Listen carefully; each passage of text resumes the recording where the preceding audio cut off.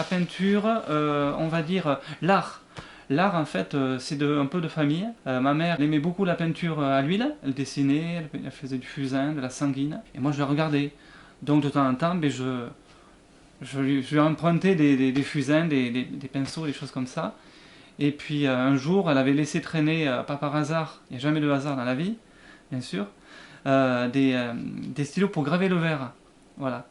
Et je lui ai pris ça, elle m'a dit tu essayes, voilà. Et donc j'ai gravé le verre.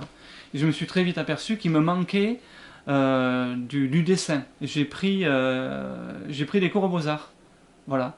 Donc je suis arrivé avec je me rappelle très bien avec mes pinceaux, mes peintures à l'huile et tout ça, mes pinceaux, elle m'a dit non, on ne fait pas de peinture ici.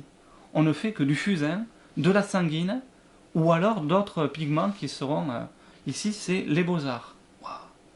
Donc là, j'ai fait des plâtres, j'ai fait des natures mortes en plâtre, enfin pas en plâtre, d'après des plâtres, voilà.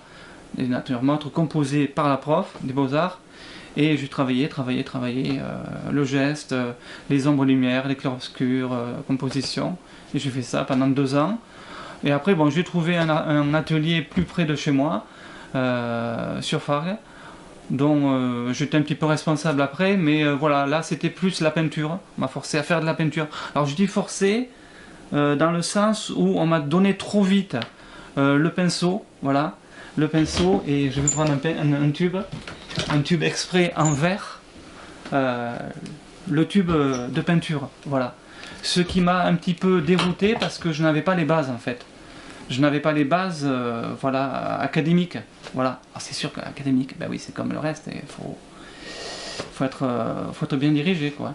Donc j'ai très vite compris qu'il fallait que je sois recentré par des pigments bruts, plus souples, plus soyeux, pour que je vienne écouter voilà, tout ce qui me passait par la tête en fait et tout ça, et par le geste, par la dynamique du corps, parce que ça passe par le corps, voilà, tout ça. Par l'Esprit Saint, on va dire, voilà, aussi. Et donc, je me suis mis à l'aquarelle, voilà, à l'aquarelle. Et donc, je me suis même mis alors là, j'étais même jusqu'à très loin, à acheter des pigments bruts, et puis à fabriquer mes pigments, voilà, mes propres pigments, pour avoir vraiment être original dans mes peintures, voilà. Donc j'ai travaillé l'aquarelle, voilà. Donc je me suis mis bien sûr à la peinture à l'huile et j'ai découvert le couteau. Le couteau, c'est cet instrument, voilà. Alors, il y en a de plusieurs sortes. Il y en a voilà, des fins comme ça, il y en a des fins comme ça. Voilà, donc j'ai trouvé... voilà. Et donc l'école qui m'a beaucoup servi, c'est l'école de peintre dans la rue. Voilà, peintre dans la rue, en fait, les concours de peinture dans la rue. Et en fait, au-delà de ça, c'est aller prendre le chevalet, se lever très tôt le matin, avant que le soleil commence à se lever, dans le brouillard, et peindre d'après nature. En fait, voilà. On va prendre un exemple. Vous êtes dans votre voiture, voilà, puis vous partez à l'aventure de dire peut-être aujourd'hui je vais ne faire que ça, que peindre, voilà. Et puis en fait, vous avez l'orage qui commence à gronder, vous savez que vous n'avez qu'à peu près 1 heure pour peindre, parce que sinon vous allez vous prendre une belle averse sur vous, quoi. Alors que vous n'avez ni parasol, ni parapluie et tout ça. Et que vous peignez à l'aquarelle, par exemple. Donc vous allez faire un croquis, voilà. Et puis, donc vous faites votre croquis. Donc déjà, le croquis va vous délimiter, va vous mettre pas des barrières. Alors c'est pas des barrières, hein. Va vous mettre des limites. Des limites, voilà. C'est comme dans la vie en fait. Il faut se mettre des limites. Comme quand on est enfant, nos parents, la famille nous a donné des limites. Voilà. La maman nous a donné des limites, le père nous a donné des limites. C'est pour ça qu'il ne faut surtout pas enlever tout ça. Voilà. Et donc, voilà, on se donne des limites. Voilà. Et donc, on reprend le croquis, on en fait un autre, on se met des flèches à droite, à gauche, on met quelques touches de couleur. Voilà. Et donc, après, donc, on va à l'abri, pas sous un arbre, mais voilà, sous un hangar, quelque chose comme ça. Et là, on commence le croquis. Alors, vous allez me dire, mais on n'a plus. On ne peint plus sur place parce qu'on est peut-être à 10 km.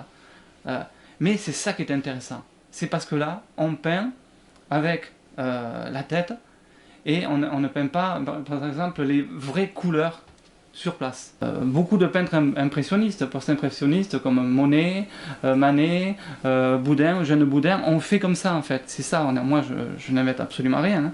C'est ça, c'est les peintres en plein air qui ont fait ça. Par exemple, si vous peignez une maison qui a 10 fenêtres avec les fenêtres sont bleues, les contrevents sont verts. Et si on s'amuse exactement à faire 10 fenêtres, alors que on n'y arrive pas, quoi.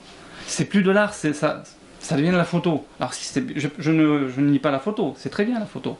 Mais voilà, c'est soit de la photo, soit de l'art, de la peinture. Voilà. Maintenant c'est mon seul métier. Oui. Voilà. Maintenant depuis 2-3 ans à faire que ce métier-là. Voilà. J'ai souvent fait des concours de peinture, des concours de peinture dans la rue, comme on dit.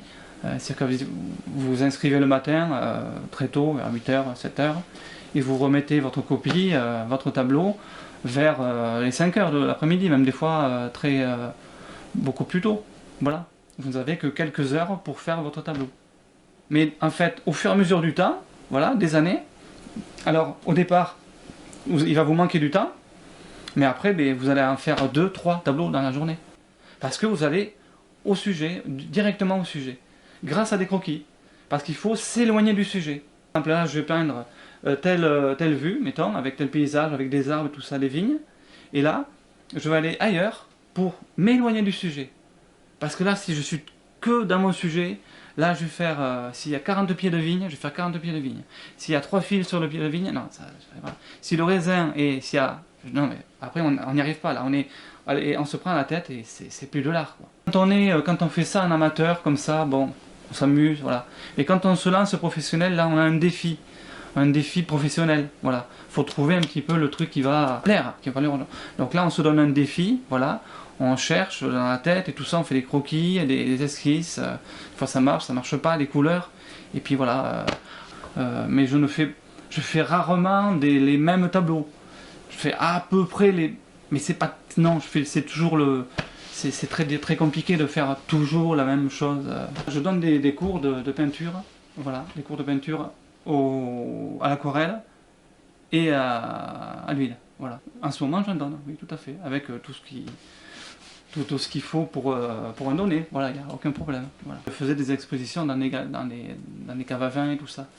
Et là, pour l'instant, voilà, j'en fais pas. Donc là, c'est de la vente sur internet et puis voilà. Donc, bon, on essaie de se débrouiller, nous les artistes, les uns et les autres, à s'en sortir comme on peut. Donc je suis un artiste coté, donc reconnu chez Guitart par monsieur Vincent Soriano, qui est un commissaire-priseur, voilà, qui m'a contacté un jour pour faire partie de sa liste de jeunes artistes, voilà, reconnus. Ce qui me fait, oui, tout à fait, vendre peut-être plus facilement, être coté au point, voilà ce qu'on appelle coté au point. Plus on a de points, voilà, sur plus le tableau est fortuné, quoi. Si on prend un mollet, là, c'est une fortune. Moi, voilà, faut être humble, mais voilà, voilà, si on achète un Charlie, on est sûr de faire une bonne affaire, voilà, en quelque sorte. Voilà.